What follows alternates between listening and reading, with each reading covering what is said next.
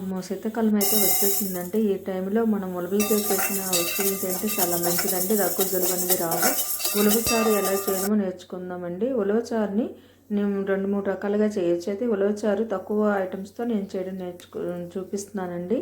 కానీ ఫస్ట్ అయితే కనుక మనం ఉలవలను వేయించేసి అందులో టమాటా, అల్లం, వెల్లుల్లి వేసి మిక్సీ చేసి అది ముందు పౌడర్ చేసి తర్వాత మిక్సీ చేసి కచ్చపచ్చగా చేసి మనము ఒక పక్కన పెట్టుకోవాలండి.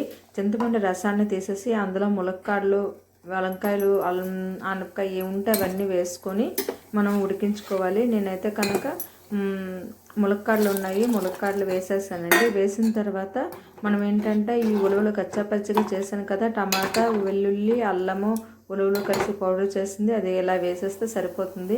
తర్వాత మొత్తం కలిపి ఉడికించుకోవాలి. అందులో కొంచెం పసుపు, ఉప్పు వేసేయాలండి.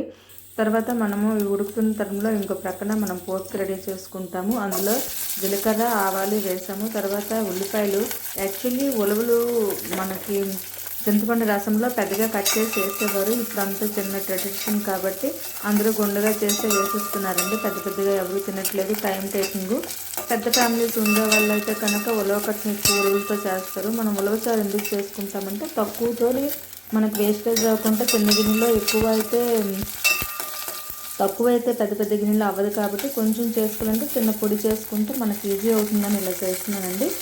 ఇలా పోపులు అలాగా వేగుతుంటాయి. అందులో పచ్చిమిర్చి, వెల్లుల్లి అయితే కొంచెం ఎక్కువగానే వేయాలండి. తర్వాత మా ఇంట్లో పాలకూర ఉంది, పాలకూరని కూడా కొంచెం వేసుకొని చిక్కపడడానికి. ఎలాగో వేరే వెజిటబుల్స్ ఏవి లేవు కాబట్టి అవి బాగా వేగుతున్నప్పుడు అందులో కొంచెం పసుపు, కొంచెం కారం వేస్తే మంచి కలర్ అయితే వస్తుందండి. అందువల్ల కొంచెం కారం కూడా వేగుతున్నప్పుడు వేసేస్తాను.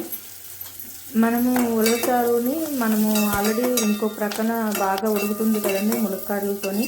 అందులో వెజిటబుల్స్ లేవు కాబట్టి నేను పాలకూర వేస్తాను. వెజిటబుల్స్ ఉంటే వెజిటబుల్స్ వేసుకుంటే మంచిదండి. అందులో ఆనపకాయ వేస్తారండి, మరియు వంకాయలు వేస్తారు, ముల్లంగి వేస్తారు. చాలా టేస్టీగా ఉంటుంది.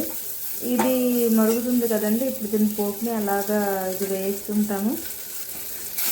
ఇందులో అల్లం వెల్లుల్లి పేస్ట్ అయితే వేయరండి. వెల్లుల్లి మామూలుగా